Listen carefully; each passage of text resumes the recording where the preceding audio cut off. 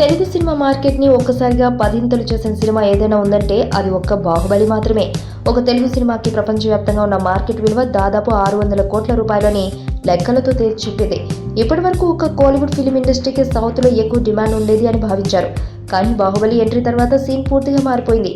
బాలీవుడ్ తర్వాత స్థానం Tollywood film industry మాత్రమే అని తెలిసొచ్చింది. ఇదిలా ఉంటే దర్శక ధీరుడు రాజమౌళి తెరకెక్కిస్తున్న బాహుబలి 2 మూవీకి సంబంధించిన హిందీ రైట్స్ ప్రస్తుతం హాట్ లుక్స్ లా మారింది.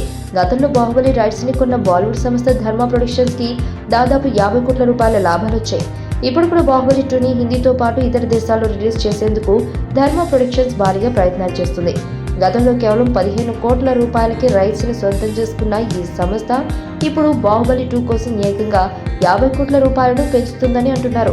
బాహుబలి 2 ఖచ్చితంగా హిందీలోనూ 100 కోట్ల రూపాయల కలెక్షన్స్ ని కొల్లగొడుతుందని అంటున్నారు.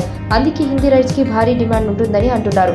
ఇదిలా ఉంటే ఇతర ఏరియాలకు సంబంధించిన రైట్స్ సైతం భారీగానే ఉన్నాయి. తెలుగు మార్కెట్ విషయానికి వస్తే నైజాం రైట్స్ కి భారీ డిమాండ్ వస్తుంది.